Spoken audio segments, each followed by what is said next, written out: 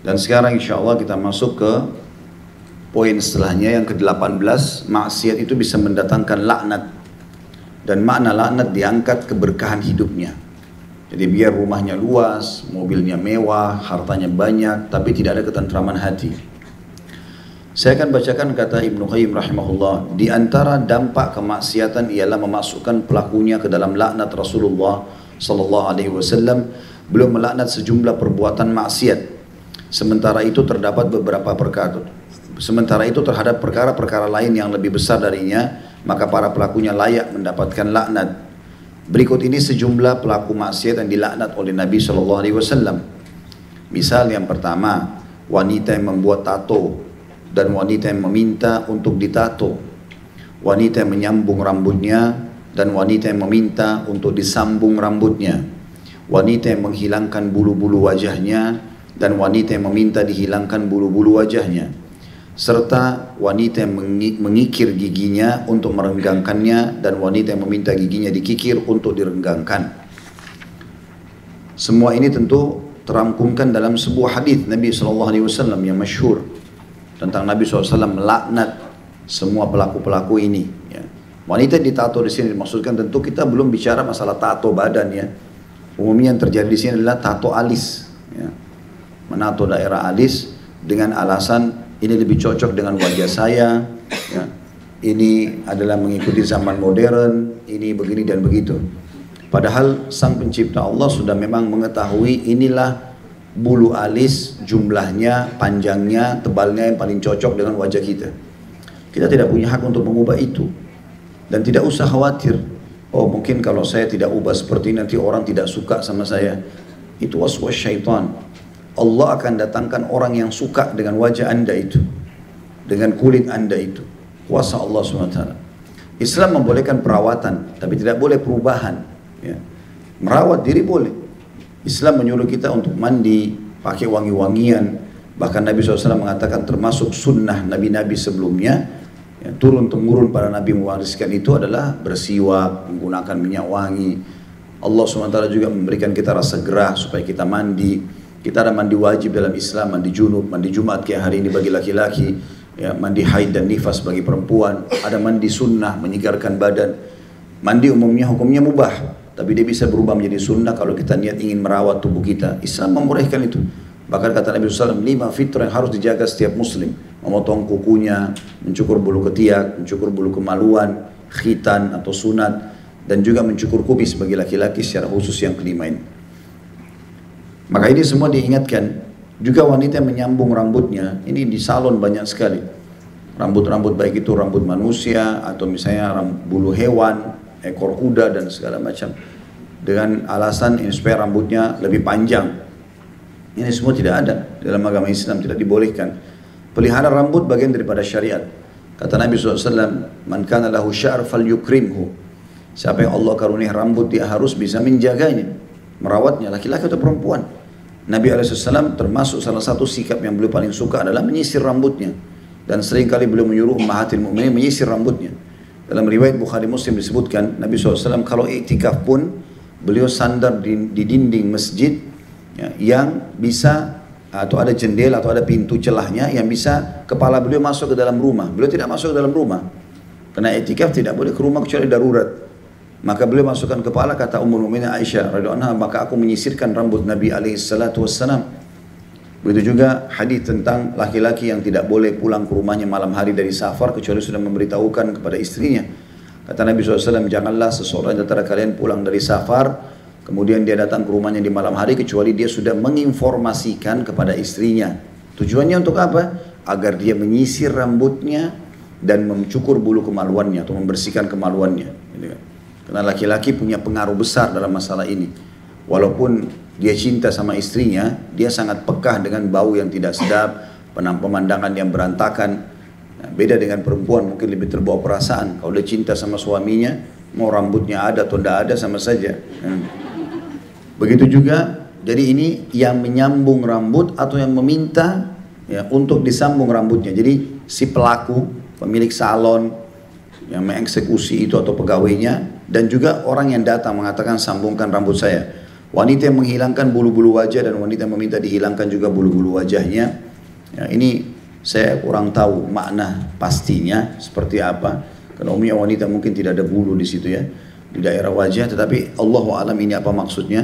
Serta wanita yang mengikir giginya. Kalau ini memang sering terjadi. Biasanya ada waktu-waktu di mana pada saat kita lewati sebagai manusia, di mana tenar sebuah kegiatan ya. Seperti misalnya di zaman sekarang behel gigi kan gitu. Itu sebenarnya boleh saja karena merapikan gigi. Tapi ada orang karena dianggap itu tren dia pakai walaupun giginya nggak apa-apa. Nah, karena itu lagi tenar gitu ya. Nah sama dengan mengikir gigi ini. Ada di mana fase kehidupan manusia ini mereka menganggap kalau gigi dikikir sampai tipis. Seperti bisa ya, tidak seperti kita sekarang kondisinya tapi dia tipis seperti ada bisa kelihatan sebagian ya, bagian dalam atau itu dianggap sebuah kecantikan, bahkan kadang-kadang merenggangkannya di antara gigi, yaitu dibuat lubang sedikit dan segala macam demi untuk kecantikan. Ini tidak boleh. Tapi kalau misalnya gigi seseorang bertumpuk lalu ada yang dicabut di dokter gigi atau tidak rapi maka menggunakan behel itu tidak ada masalah, merapikannya, merawat itu boleh. Tapi kalau sampai mengubahnya di sini, bahasa Nabi SAW jelas mengikirnya, maka itu tidak dibolehkan. Begitu juga yang kedua yang dilaknat oleh Nabi SAW adalah orang yang menerima riba, memberi riba, pencatatnya dan kedua saksinya. Sebagaimana hadits yang masyhur masalah itu. Nabi SAW melaknat orang yang menerima riba, memberi riba, pencatatnya dan kedua saksinya. Nah, ini sudah harus menjadi perhatian khusus bagi masyarakat muslim di zaman kita sekarang.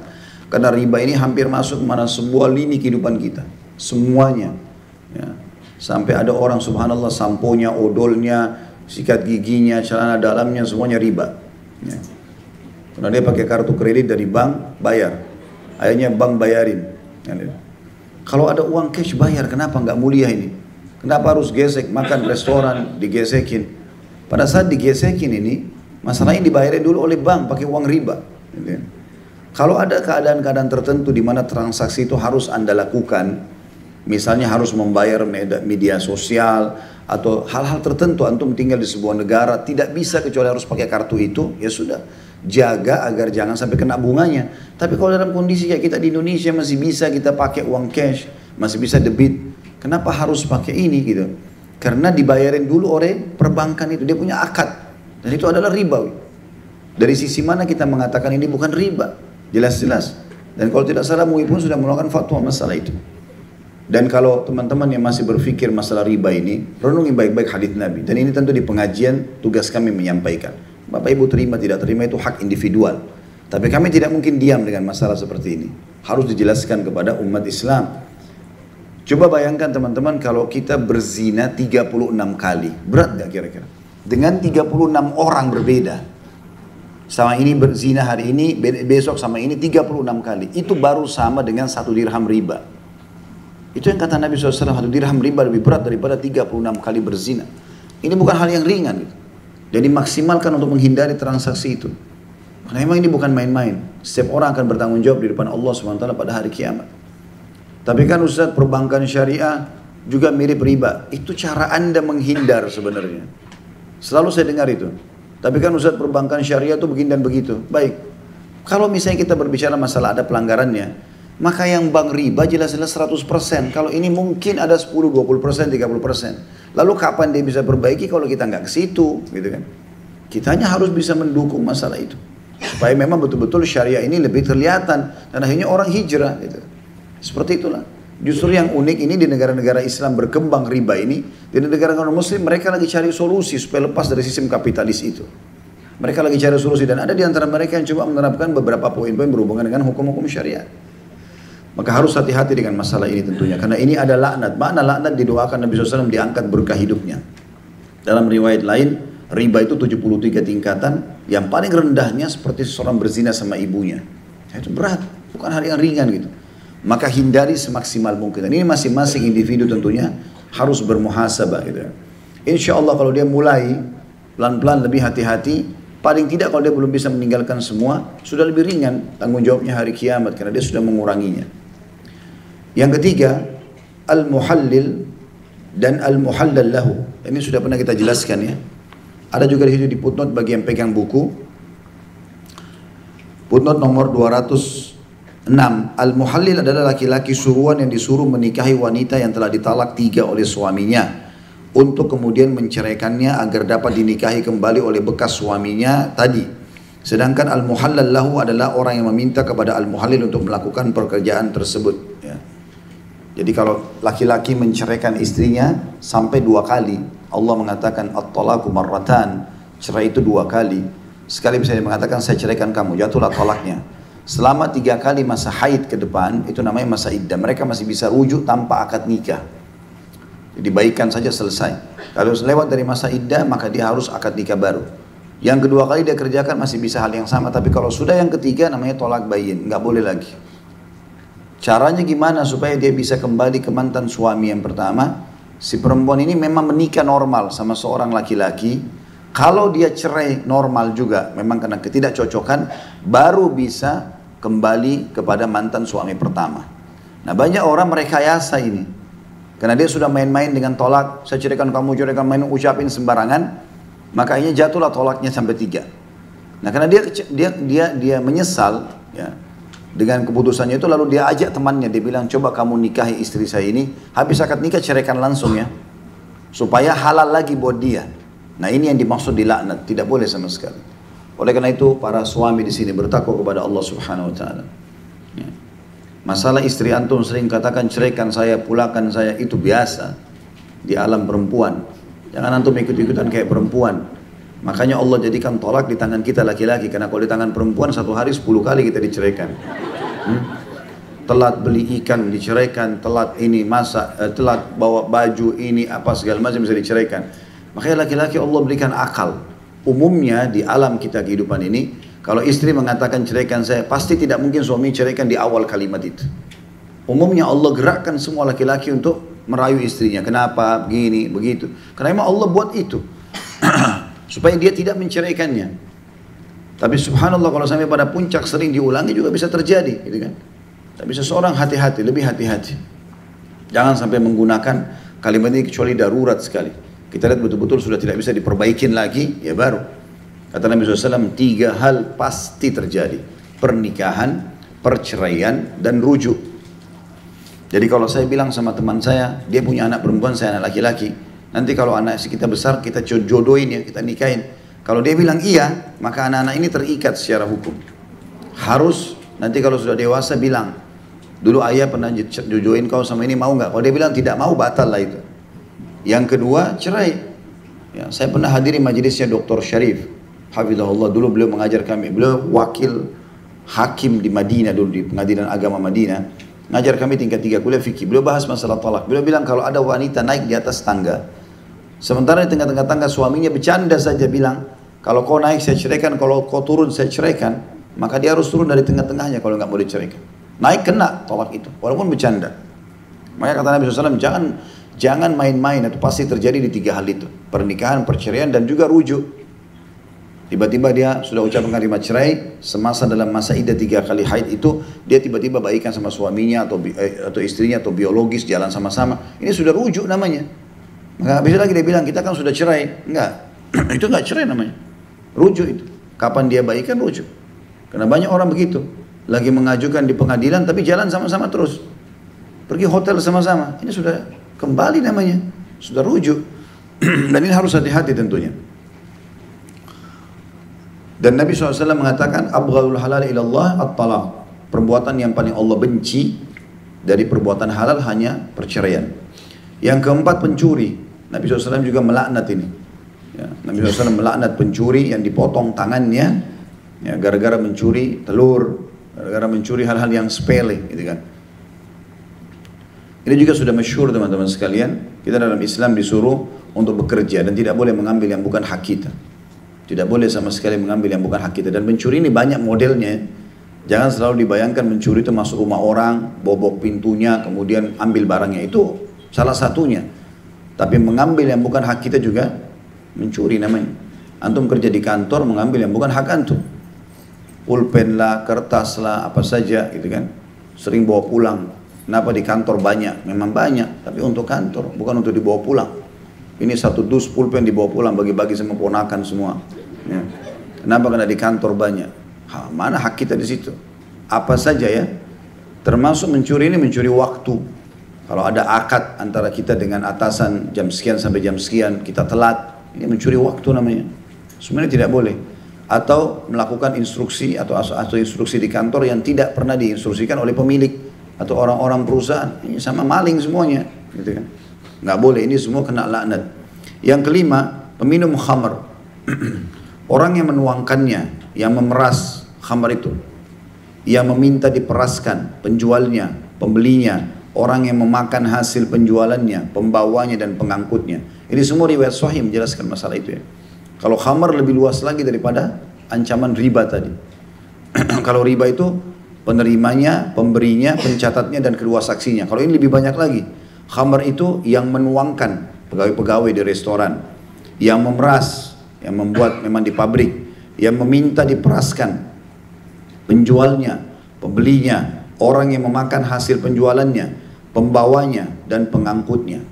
Semua transportasi segala macam kena masalah ini. Dan khamr adalah definisinya kullu ma yukhammirul aql, semua yang membuat akal keluar dari batas normalnya. Jadi maksudnya narkotika di sini ya.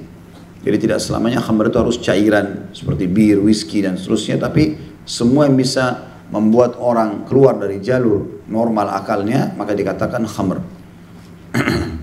Yang keenam, orang yang memindahkan tanda pembatas tanah. Ini juga ada hadis sahih. Semua ini hadis sahih riwayat Bukhari. Bahwasanya Nabi SAW melaknat orang yang memindahkan batas tanah. Jadi patoknya. Misalnya kalau orang zaman dulu sering terjadi, mungkin zaman sekarang juga bisa terjadi di beberapa tempat. Kalau orang jual kafling-kafling tanah, belum ada rumahnya, biasanya cuma dipatok dengan tanda. Kalau tanda itu mungkin dari semen, beton, mungkin lebih aman. Tapi kebanyakan orang biasa tandanya cuma dari kayu. Bisa saja orang datang, dia curang.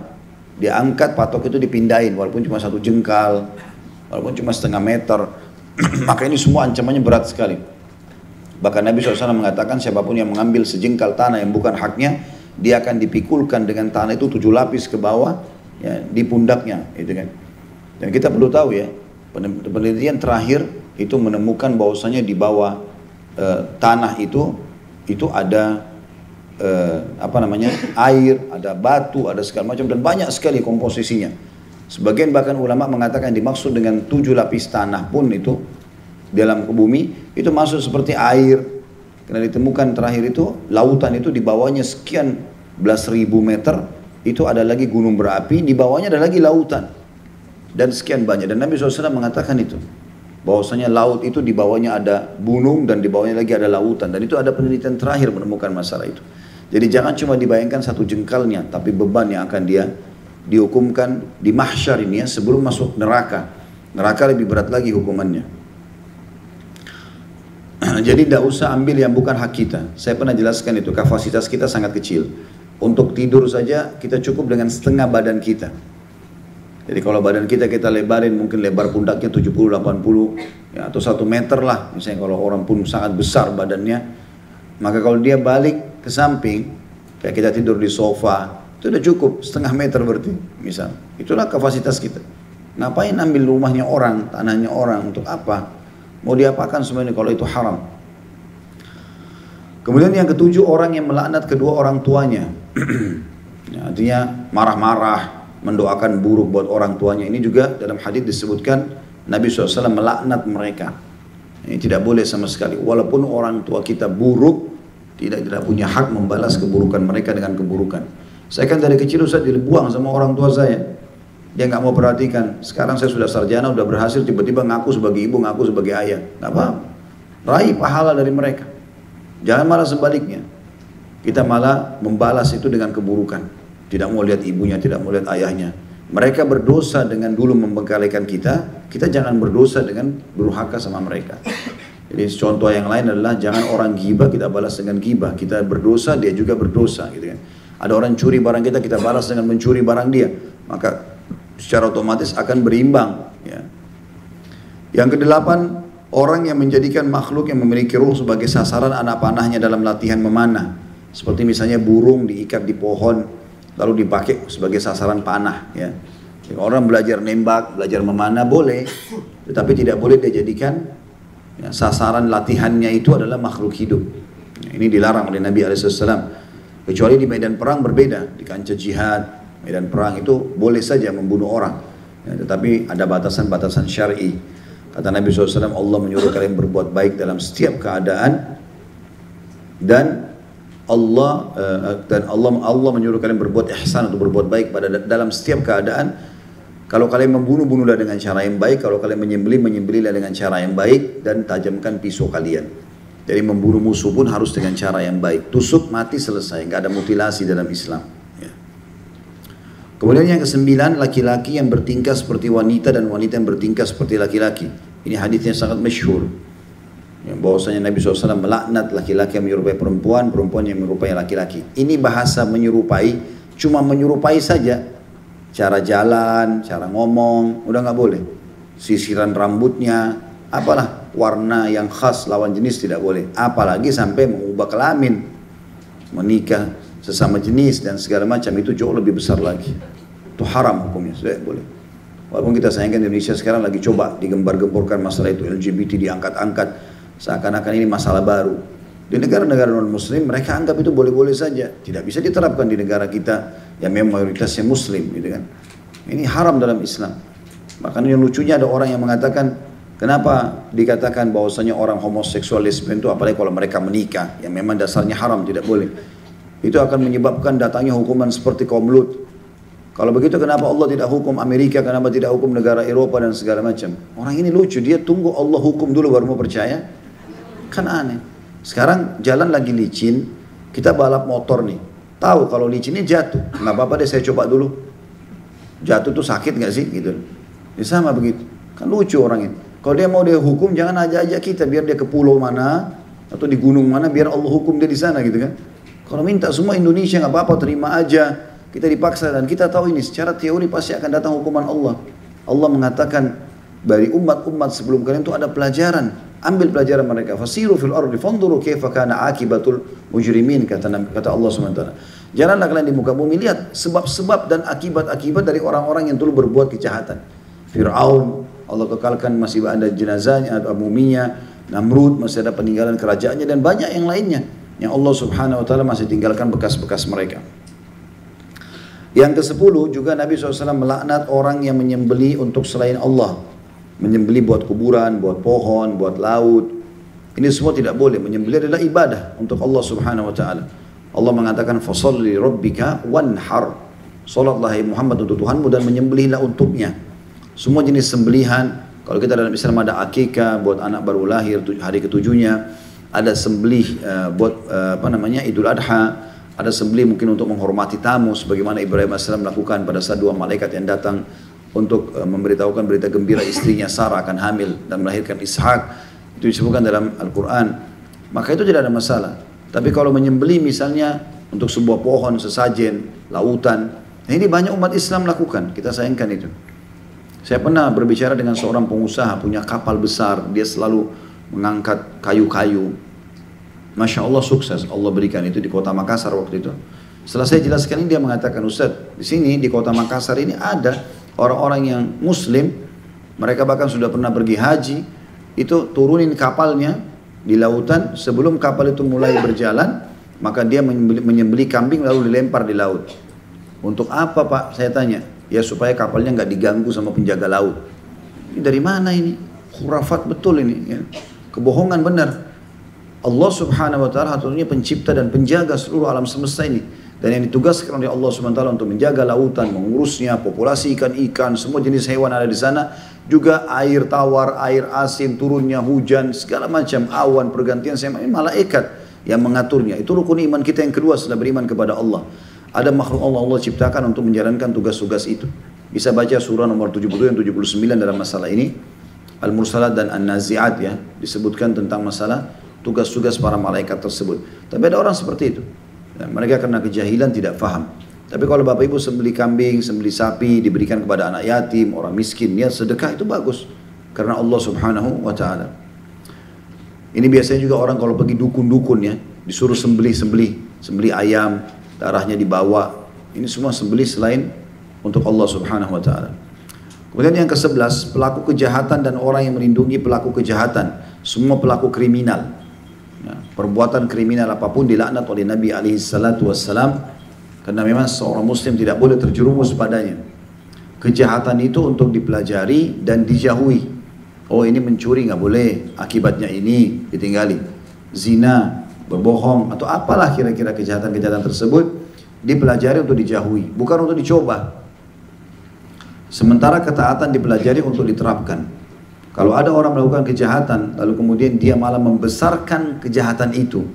Ada orang berzina, tapi antara dia sama Allah SWT, dia sembunyi-sembunyi masuk di hotel, lalu dia ketakutan, mungkin dia taubat, atau tidak ada yang tahu, maka itu masih lebih mudah, walaupun ini dosa besar. Dibandingkan orang yang sengaja terang-terangan tunjukin kepada orang, yang peluk-pelukan di pinggir jalan, di depan umum, lalu berbuat zina semaunya saja, gitu kan. Ada orang lebih parah lagi, sengaja menyiapkan fasilitas perzinahan itu misalnya. Khamar haram, kalau dia minum antara dia sama Allah saja, tidak ada yang tahu, lalu dia tutupi, mungkin lebih ringan daripada orang yang sengaja di pinggir jalan, di tempat-tempat umum. Kemudian juga ada yang lebih parah, sengaja menjual dan mentransaksikan ya khamar itu. Dan ini berbahaya sekali. Ya. Ini dilaknat oleh Nabi SAW. Kemudian yang ke-12, para pelukis dan pematung ya. Ini kalau yang dilukis adalah manusia, hewan. Kalau lukisan saya pernah jelaskan itu secara umum adalah lukisan pemandangan, rumah, segala macam tidak masalah. Tapi kalau sudah masuk ke manusia sama hewan ini yang dilarang. Dan Nabi SAW melaknatnya, artinya berdoakan agar diangkat ya berkah hidupnya. Itu juga dengan pemahat patung yang tidak dibolehkan.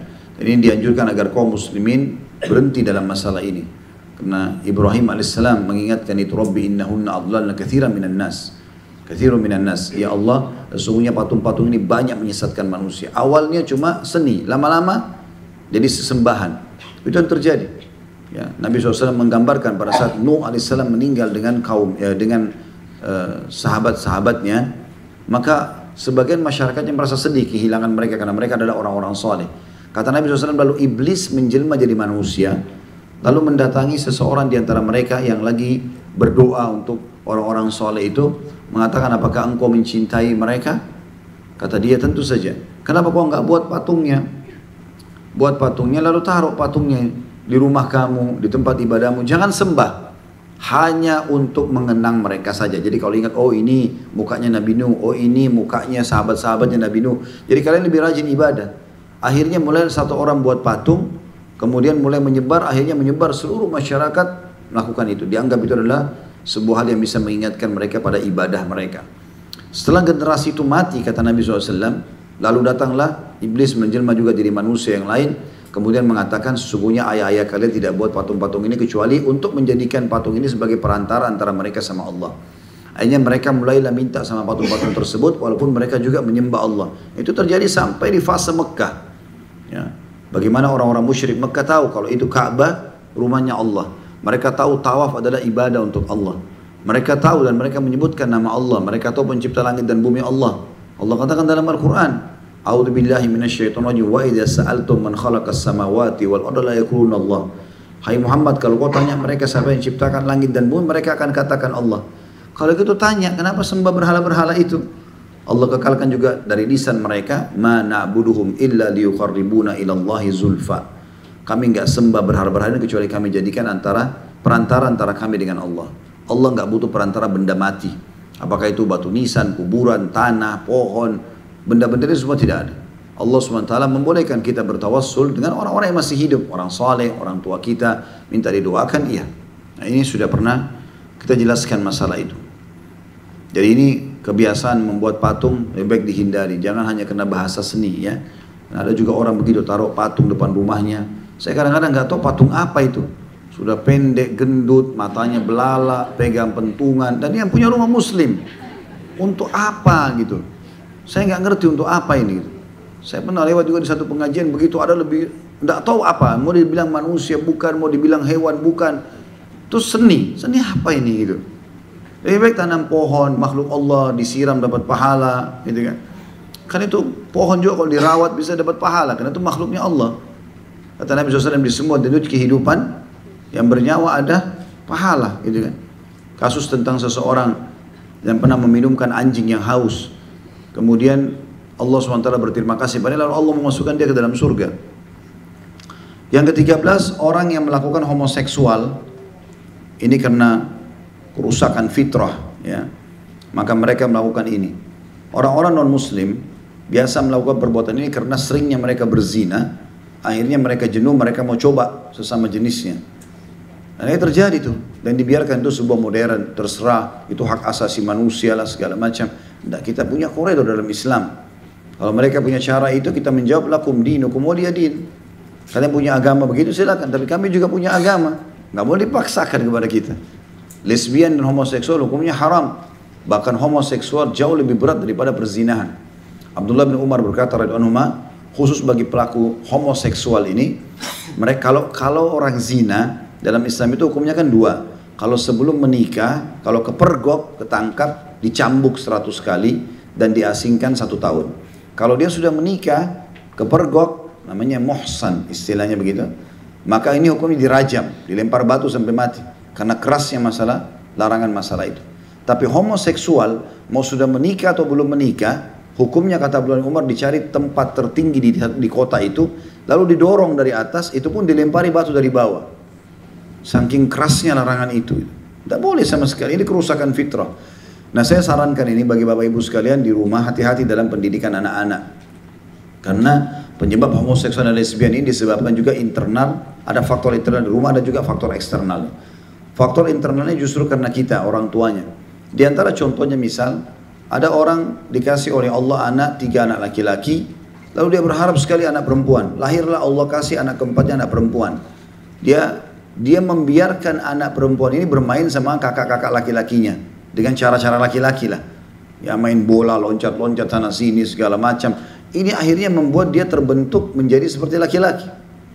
Ini bisa menjadi penyebab. Begitu juga sebaliknya, kalau kita kasih kasus misalnya ada orang punya 3 anak perempuan, dia berharap anak laki-laki. Allah kasih anak laki-laki. Lalu anak laki-laki dibiarkan didandani oleh kakak-kakaknya, ya, dikasih jadi kayak perempuan, pakai jilbab segala macam atau apalah, maka dia tumbuh seperti perempuan. Ini berbahaya sekali. Ini tidak boleh. Atau dasarnya memang orang tuanya juga pelaku itu. Ya. Dia transgender, akhirnya begitulah. Dia homo juga, dia menikah juga, dia lesbi juga, dia menikah juga. Anak-anaknya lihat itu, tiap hari bersama dia. Makanya jadi masalah buat rumah tangga itu. Ini tidak boleh sama sekali, dilaknat. Ya. Maka harus hati-hati. Kalau faktor eksternal pergaulannya. Oleh karena itu sudah sering kita ingatkan, sekolahkan anak-anak kita di agama. Kesalahan yang pernah kita lakukan Bapak Ibu sekalian, jangan terulang pada anak-anak kita. Tidak boleh. Kita harus tutupi kesalahan kita justru dengan memperbaiki mereka. Kalau kita sampai umur 40 tahun belum bisa baca Quran dengan benar pun, maka anak-anak harus 10 tahun, 12 tahun sudah hafal Quran kalau perlu. Harus kita ubah keadaan itu. Tidak boleh kita biarkan. Ya.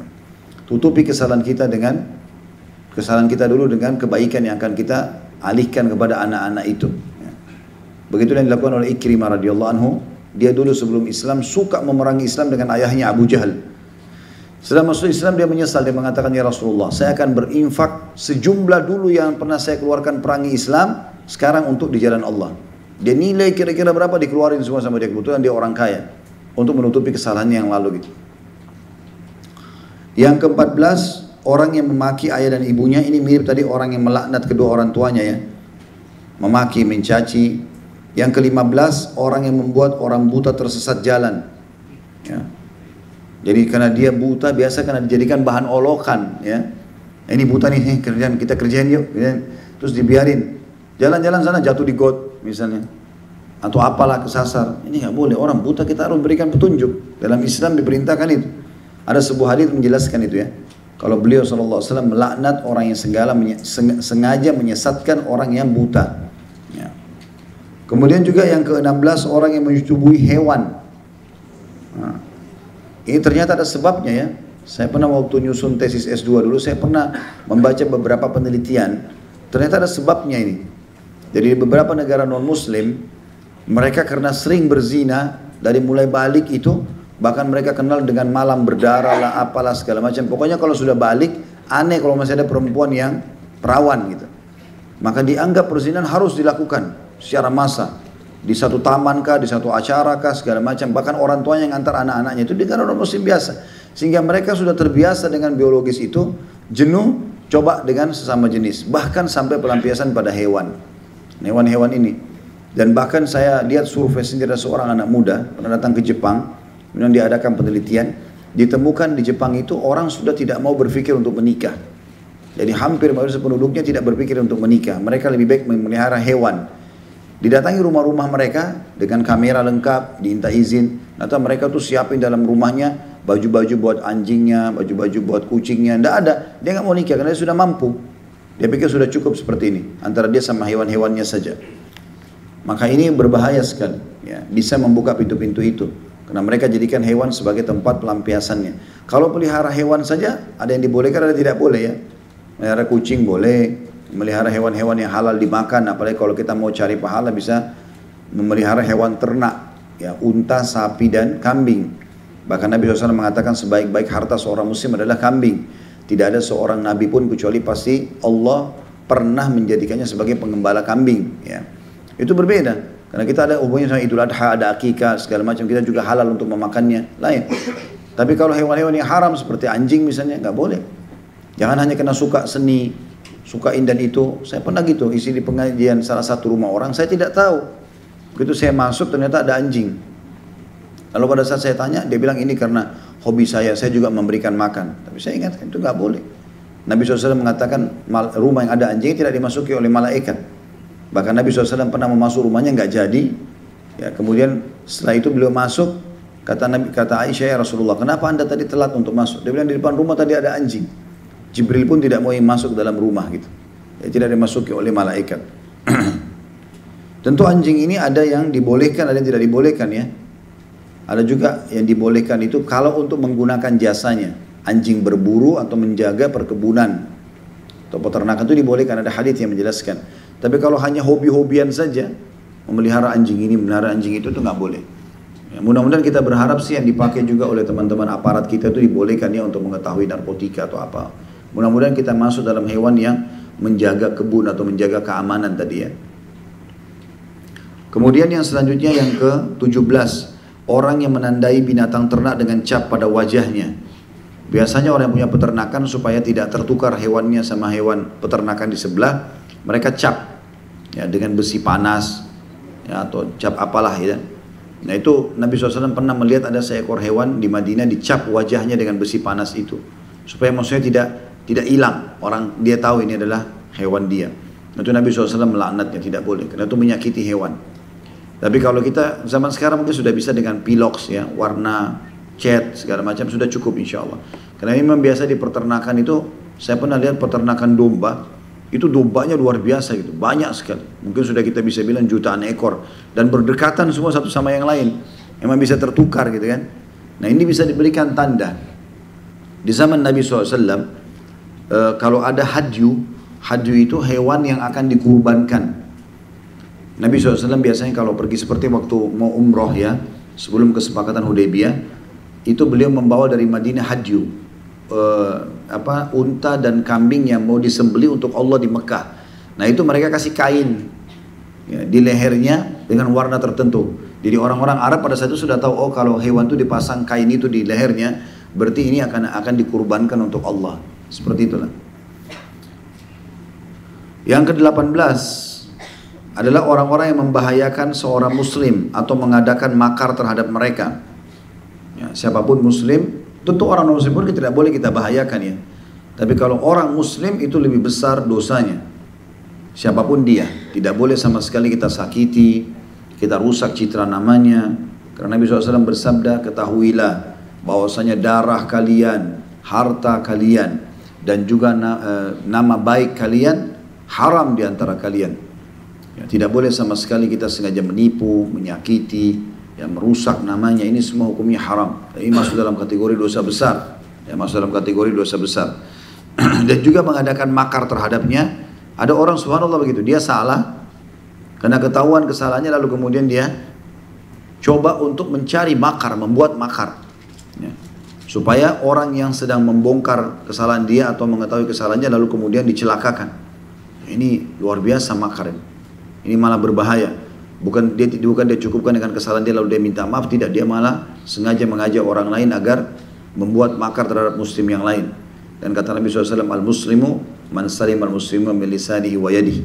Orang muslim yang sejati adalah orang muslim yang menyelamatkan bahaya lisan dan tangannya dari muslim yang lainnya. Yang ke-19, wanita yang sering berziarah kubur, serta orang yang menjadikan kuburan sebagai masjid dan meletakkan lentera di kuburan itu. Ada footnote nomor 207, tambahan tanda kutip lentera itu dalam hadis yang dimaksud adalah tambahan yang dhaif atau lemah, sebagaimana diteliti dan telah dijelaskan oleh guru kami Albani, kata penulis di sini dalam silsilah hadis sahihah nomor 225. Tapi yang ada adalah masalah menjadikan kuburan, wanita yang banyak berziarah kubur serta yang menjadikan kuburan sebagai masjid. Itu yang ada dalam hadis sahih. Di sini kita perlu jelaskan dulu khilaf di antara ulama tentang masalah ziarah kubur bagi wanita. Ada yang melarang secara mutlak karena kembali kepada hadis la'anallahu zawwarat, ya, al-kubur. Allah melaknat para wanita yang sering berziarah kubur. Yang begitu riwayatnya, ya. Pendapat pertama mengatakan perempuan tidak dianjurkan untuk ziarah kubur karena banyak alasan, di antaranya lemahnya, ya, jiwa mereka sering terbawa perasaan. Kalau misalnya yang meninggal itu adalah anaknya atau suaminya atau orang yang dia cintai, maka bisa terbawa dengan perasaan, akhirnya terjadilah niyaha. Apa itu niyaha? Kayak teriak-teriak, ya. Mungkin nyesal-nyesal, nangis-nangis, histeri, jeritan-jeritan di kuburan, ini semua tidak dibolehkan. Kata Nabi SAW, niyaha itu menyakiti si mayit, membuat penyebab siksa buat si mayit, maka tidak boleh, gitu kan. Kita melakukan seperti ini, ratapan lah, ya. Makanya dilarang. Ini pendapat pertama. Pendapat kedua mengatakan boleh wanita ziarah kubur, tetapi bukan menjadi sebuah rutinitas sebagaimana kaum laki-laki. Misal dia mau ziarah kuburan orang tuanya segala macam, karena Nabi SAW mengatakan kuntu nahitukum an ziyaratil kubur fazuruha fa inna tudzakkirul akhirah. Dulu aku pernah larang kalian ziarah kubur, maka sekarang ziarahilah karena dia mengingatkan kalian terhadap akhirat. Kata pendapat kedua ini ulama mengatakan bahwasanya boleh ziarah kubur bagi wanita, tapi memang bukan jadi sebuah rutinitas dia. Ya mungkin sesekali dia lakukan untuk mengingat akhiratnya. Karena memang untuk mayit kita bisa menyampaikan apa saja buat dia. Misalnya kita doakan, ya, kita bersedekah, haji dan umrah buat dia. Semua insya Allah akan bisa menambah pahala buat si mayit. Tinggal masalah, kalau kita tambahkan sedikit di sini, masalah mengantar jenazah. Sholat jenazah disunnahkan laki-laki perempuan. Tapi kalau mengantar jenazah, lebih cenderung pendapat ulama untuk tidak dilakukan oleh kaum wanita. Mengantar jenazahnya. Karena mengantar jenazah ini adalah untuk mengingat akhirat dan diprioritaskan untuk laki-laki, sehingga pada saat wanita datang di situ, apalagi kalau yang masih ABG tidak tutup aurat, maka menghilangkan tujuan daripada mengantar jenazah itu. Saya pernah hadiri satu jenazah, tapi saya tidak kenal siapa. Kebetulan kami mampir di sebuah masjid, sholat asar, kemudian sholat, habis sholat ternyata disolati jenazah. Waktu itu saya kebetulan diminta untuk imami. Habis itu kami sama-sama ke kuburan. Ternyata banyak, mungkin cucu atau anaknya daripada si mayit ini, itu banyak perempuan-perempuan yang masih ABG tidak pakai hijab, bercanda-bercanda di jalanan menuju ke kuburan, ketawa-ketawa dan segala macam, dan pakaiannya sangat terbuka. Ini akhirnya tujuan daripada mengantar jenazah mengingat akhirat hilang, gitu kan. Ada laki-laki yang terganggu dengan itu. Maka anjuran ulama khusus untuk mengantar jenazah dianjurkan untuk wanita menghindarinya. Tapi kalau ziarah sebagaimana sudah kita jelaskan tadi. Begitu juga larangan untuk menjadikan kuburan sebagai masjid. Hadis yang sahih riwayat Bukhari menjelaskan masalah itu. Nabi SAW mengatakan Allah melaknat ahli kitab, mereka menjadikan kuburan-kuburan para nabi mereka sebagai masjid. Masjid maksudnya tempat untuk ibadah, sholat dan seterusnya. Kuburan itu ada adabnya dalam syariat kita. Kita datang menziarahi mayit, kemudian kita mendoakan. Itu perintah dalam syariat kita. Nabi SAW melakukan itu. Dan tidak pernah ada dalam syariat kita disuruh menyiram air di kuburan karena alasan tanahnya kering. Kalau mau bilang tanahnya kering, kuburan Baqi lebih kering, gitu kan. Kuburan para sahabat di Madinah itu kalau musim panas pecah-pecah tanahnya. Tapi bukan begitu sunnah Nabi SAW, gitu kan. Sunnah Nabi SAW datang, ucapkan salam, doakan 1 jam pun silakan. Nabi SAW bahkan sering menziarahi kuburan Baqi, sepekan bisa 2 kali. Beliau datang lalu mendoakan, mengucapkan salam dalam doa-doa yang masyhur. Kalau Bapak Ibu ketik di Google doa-doa ziarah kubur banyak sekali, gitu kan. Tapi yang masyhur riwayatnya, Assalamualaikum dara qaumin mu'minin, keselamatan semoga selalu dilimpahkan untuk kalian hai penghuni negeri orang-orang beriman. Antumus sabiqun, kalian telah mendahului kami, wa nahnu insyaallah bikum lahiqun, dan kami akan menyusul kalian. Ghafarallahu mustaqimina minkum wal mustakhirina minna. Semoga Allah mengampuni orang-orang yang mendahului di antara kalian dan juga akan menyusul di antara kami. Dan Nabi SAW mendoakan mereka, umumnya itu. Nah di sini ada orang banyak membangunkan masjid di situ, sehingga orang pun sholat. Sementara kesepakatan ulama kalau masjid di dalamnya ada kuburan tidak boleh dipakai sholat. Ya, sebagaimana larangan Nabi SAW. Kalau masjid itu dibangun untuk kuburannya, karena kuburan itu ada di situ lalu dibangun masjid, lalu di dalam masjid itu ada kuburannya, maka tidak boleh sama sekali dipakai sholat. Tapi kalau masjid sudah ada duluan baru kuburan dimasukkan, kuburannya dipindahkan ke pemakaman kaum muslimin. Yang ke-20, orang yang merusak hubungan istri dengan suaminya atau budak dengan tuannya. Ini juga dilaknat oleh Nabi SAW. Jadi ada orang subhanallah dia cemburu. Kenapa laki-laki ini dapat istri itu? Kenapa dapat wanita itu? Bagi dia wanita ini sangat cantik dan dia mau merebutnya. Nggak bisa lagi. Kalau seorang wanita sudah jadi status istrinya orang, lupain. Hapus dari memori antum ini laki-laki. Sudah nggak boleh lagi, selesai. Cari wanita lain. Gitu kan? Karena ini sudah sering saya bilang, cuma bedanya di casing saja. Ujung-ujungnya sama, judulnya wanita. Cari wanita lain banyak. Gitu kan? Hamba Allah, Allah ciptakan wanita bahkan lebih banyak daripada laki-laki. Tapi ada orang punya penyakit, harus ganggu istrinya orang. Gitu kan? Ini semestinya tidak boleh. Ya semoga Allah maafkan yang lalu-lalu, tapi ke depan tidak boleh kalau sudah belajar. Hukumnya tidak boleh sama sekali. Nabi SAW melaknat itu. Jadi misalnya dia sengaja, ya lihat perempuan ini cantik, lalu dia kasih nomor telepon, tukar-tukaran, sengaja mau dengar curhatnya, akhirnya perempuan itu terganggu. Di saat-saat dia lagi lengah, suaminya lagi ada masalah dengan dia, maka dia akhirnya pergi ke laki-laki itu. Ini hukumnya haram dalam Islam, tidak dibolehkan sama sekali. Dan hukumnya muhsan tentunya ya. Orang sudah berumah tangga, kalau berzina maka hukumnya kalau kepergok dia harus dirajam. Ya, tentu ini ancamannya mati maksudnya. Sekali lagi kalau orang pernah lakukan semoga Allah maafkan. Tapi kita bicara sekarang ke depannya, semoga Allah SWT menjaga kita dari masalah itu semuanya. Nah ada juga kadang-kadang perempuan, ini ibu-ibu ini harus hati-hati. Ya, tidak boleh curhat pada lawan jenis. Ya, kecuali memang ahlinya, dalam arti kata sini juga bukan curhat ya. Curhatnya tidak boleh kita lakukan kecuali kepada Allah SWT. Wudu, sholat 2 rakaat, berdoa sama Allah. Minta kepada Allah SWT supaya Allah sembuhkan, supaya Allah perbaiki keadaan, supaya Allah berikan hidayah dan seterusnya. Kita tidak boleh kita curhat sama manusia. Manusia hanya konsultasi. Pada ustaz atau ustazah konsultasi. Suami saya begini, apa yang harus saya lakukan? Suami saya begini, ya, apa sarannya? Atau suami saya ucapkan kalimat tolak, jatuh atau tidak, dan seterusnya. Konsultasi, sudah dijelaskan hukum, selesai. Seperti itulah. Jangan sampai membuka pintu-pintu itu. Sering mencari komunikasi sana sini. Saya bahkan pernah dengar ada fitnah manusia ini. Dia masih ada suami, kemudian ternyata dipertanyakan seperti itu. Dia sengaja buka hubungan sama laki-laki lain, cadangan kalau cerai sama suaminya, maka supaya dia sudah ada calonnya. Padahal tidak ada masalah sama suaminya. Nah, ini waswas syaitan. Dari mana ini? Gitu kan? Nabi SAW bersabda, kalau seandainya bangkit syahwatmu karena melihat seseorang lawan jenismu di luar rumahmu, kembalilah kepada pasanganmu karena dia memiliki apa yang dimiliki oleh orang tersebut. Ya. Atau budak dengan tuannya, jadi karena dia lihat budak ini rajin, kemudian dia coba pengaruhi supaya lari dari tuannya. Ya. Tentu tidak disamakan budak dengan pembantu, tapi zaman sekarang juga ada orang begitu, pembantu, staf-staf di perusahaan, karena mereka berprestasi maka digodain. Dia datang ke rumah temannya, misalnya seorang wanita, dia lihat pembantunya rajin sekali, angkat ini, bersihkan itu, rumahnya bersih. Dia tidak dapat membantu seperti itu, lalu dia hasad. Begitu temannya masuk kamar, dia dekati pembantunya, kamu digaji berapa? 2 juta. Pindah sama saya kasih 3 juta.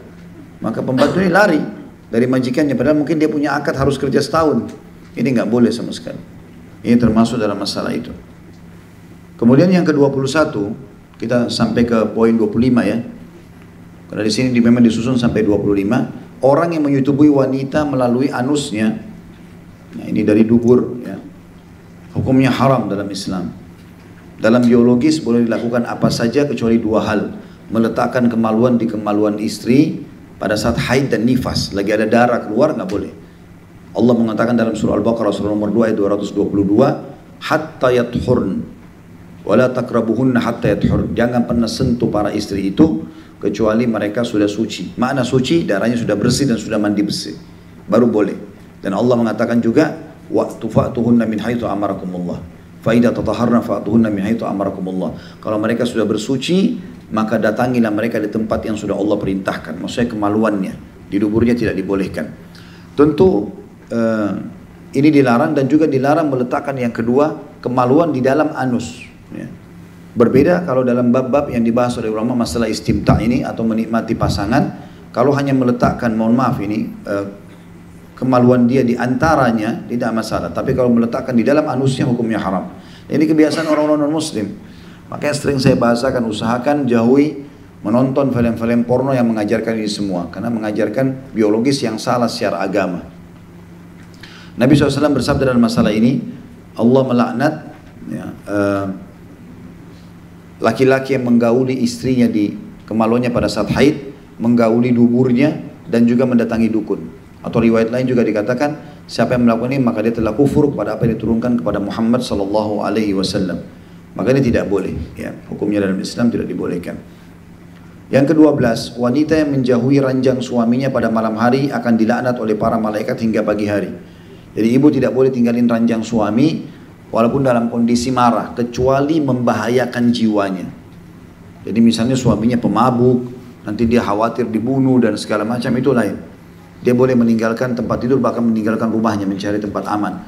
Tetapi kalau tidak, hanya karena marah suaminya lupa bawain bunganya, ya, atau telat janjian tadi, telat, atau mungkin dia dahulukan ibunya, atau apalah, semua ini tidak boleh. Dan ibu perlu tahu, laki-laki beda sama ibu. Ya. Kalau laki-laki ditinggalkan ranjangnya, maka bisa membuat secara kejiwaan dia sudah membenci istrinya. Ini berbahaya, malah dia bisa beralih kepada wanita lain dan seterusnya. Maka ini harusnya dijaga, dan Allah subhanahu wa ta'ala menjaga hubungan rumah tangga itu dengan cara seperti ini. Jadi ibu biar marah, ibu usahakan tetap ada di ranjang, gitu kan. Bahkan Nabi SAW mengatakan wanita ahli surga, wanita yang kalau dia disakiti atau dia menyakiti. Ada bahasa dia disakiti di sini. Maka dia sebelum tidur malam dia akan datang memegang tangan suaminya sambil berkata, saya tidak bisa tidur sampai kau ridho kepadaku. Kami laki-laki memang punya dominan akal. Kalau ibu bermuamalah dengan cara perasaan ibu, ya, dengan apa yang Allah sudah berikan dari suara yang lebih lembut, ya, dengan tangan yang lembut untuk menjamah suaminya, maka laki-laki itu akan mengakui kesalahan walaupun dia salah. Misal dia salah, lalu istri mengatakan, kalau saya salah maafin ya. Itu akan melunakkan hati suami. Mungkin dia akan langsung menjawab, enggak, saya yang salah, maafin saya. Tapi kalau langsung diserang, dihardik, maka umumnya laki-laki itu punya sifat pertahanan yang sangat kuat. Defense-nya sangat kuat. Karena Allah memang menciptakan kami ini di luar untuk menagih utang, sholat jenazah, cari rezeki, untuk jihad. Memang alam luar. Saya sama bapak-bapak sini nggak butuh hand body, nggak butuh sunblock. Ya. Beda dengan ibu-ibu. Gitu. Kemudian yang ke-23, orang yang menasabkan dirinya kepada selain bapaknya atau ayahnya. Ini termasuk sering terjadi di Indonesia, saya lihat. Mereka setelah menikah karena cinta sama suami hapus nasab ayahnya, ganti nama suami. Pernah nggak bapak ibu baca riwayat Aisyah Muhammad? Pernah nggak Aisyah menisbatkan diri pada Nabi Muhammad SAW? Atau Hafsah Muhammad? Ada yang lebih baik daripada Nabi Muhammad di sini? Tidak mungkin kan? Tapi tidak pernah ummahatil mukminin lakukan itu. Padahal Nabi Muhammad SAW tetap namanya Aisyah binti Abi Bakar, Hafsah binti Umar, Sofia binti Huyai. Huyai itu teman-teman adalah pendeta Yahudi yang mati dalam keadaan kafir. Ayahnya Sofia, tapi tetap namanya Sofia binti Huyai. Ya. Juwairiyah binti Al-Harith. Al-Harith ini juga mungkin dalam keadaan kafir. Itu mertua Nabi SAW, tapi tetap nisbat nama kepada ayahnya. Tidak bisa dihapus, walaupun ayah kita kafir, jahat, tetap nisbat nama kepada dia. Nggak boleh dihapus itu. Maka ini Nabi SAW juga melaknat orang yang menisbatkan diri kepada selain ayahnya. Atau misalnya bapak ibu juga harus bertakwa kepada Allah. Ada sebagian orang karena tidak punya anak, Allah uji dia tidak punya anak, dia ambil anak angkat, lalu supaya dia punya status punya anak, dia ubah nasabnya orang itu. Tidak boleh. Ambil anak angkat boleh, tapi menghapus nasabnya nggak boleh. Itu terjadi pada saat Nabi Muhammad SAW mengangkat Zaid bin Haritha. Waktu ayahnya Haritha datang, Zaid ini dulu orang bebas, lalu kalah perang sukunya, diperjualbelikan di pasar budak sampai di Mekah. Khadijah beli, radhiyallahu anha. Waktu Nabi SAW menikah dengan Khadijah, Khadijah hadiahkan Zaid kepada Nabi SAW sebagai seorang budak, jadi untuk melayani Nabi SAW. Maka ayahnya Haritha, waktu tahu berita itu dia langsung datang. Itu dia datang kemudian dia beritakan. Ya. Dia beritakan kalau, hai Muhammad, sungguhnya ini anakku, dia orang bebas, bukan seorang budak, gini-gini gitu, maka tolong bebaskan dia. Kata Nabi SAW, suruh Zaid pilih saja. Maka ditanya Zaid, hai Zaid, Muhammad ini orang bijak, kata Haritha. Dia suruh pilih, kau pilih aku bebas dari budak, atau kau tinggal dengan dia, tetap jadi budak. Maka Zaid mengatakan kalimat yang unik, membuat ayahnya kaget pada saat itu. Dia bilang, saya tidak mungkin pilih orang lain selain Muhammad. Karena baiknya Nabi SAW pada Zaid. Karena dia pilih Nabi SAW, Nabi ubah namanya. Jadi Zaid ibn Haritha menjadi Zaid ibn Muhammad. Waktu itu dikenal di Mekah. Sampai turun firman Allah SWT, maka Muhammadun aba ahadi birjalikum walakin Rasulullah wa khataman nabiyyin. Muhammad bukanlah ayah seseorang antara kalian, tapi dia adalah penutup Nabi dan Rasul. Maka dikembalikan namanya menjadi Zaid ibn Haritha. Yang ke-24, orang yang mengacungkan senjata kepada saudaranya akan dilaknat oleh para malaikat. Jadi sengaja pisau atau senjata apa saja diacungkan ke arah temannya, ya, bukan musuh. Kalau musuh beda. Makanya pernah ada sahabat Nabi jalan di pasar Madinah, itu pedangnya tidak pakai pembungkus. Lalu Nabi SAW bilang kepada para sahabat, ingatkan orang itu supaya bungkus pedangnya agar jangan dia sakiti orang lain. Yang terakhir, yang ke-25 adalah orang-orang yang mencela para sahabat Nabi ridwanullahi alaihim. Ini juga termasuk hukumnya haram dalam agama Islam, tidak boleh seperti yang dilakukan oleh kaum Syiah, ya. Mereka sibuk mencaci maki para sahabat Nabi, apalagi Abu Bakar sama Umar yang merupakan mertua Nabi SAW dan dijamin masuk surga. Sampai kata seorang sahabat Nabi, kalau saya tidak salah ini Anas bin Malik radhiyallahu anhu, dia mengatakan saya tidak pernah segembira menerima hadis Nabi seperti saya terima hadis ini, yaitu hadis Nabi SAW, almar'u ma'aman ahabbah, seseorang nanti akan bersama dengan orang yang dia cintai. Maksudnya di hari kiamat. Maka kata kata Anas bin Malik, saya sangat gembira karena saya akan menjadi saya mencintai Nabi SAW, saya mencintai Abu Bakar, saya mencintai Umar, dan saya berharap bersama mereka di surga nanti. Jadi jangan sibukkan diri kecuali kepada sahabat Nabi, kecuali apa yang Allah firmankan, radhiyallahu anhum wa radu'an. Allah ridho kepada mereka, kita pun ridho kepada mereka. Siapapun sahabat kita mengatakan radhiyallahu anhum. Allahu a'lam.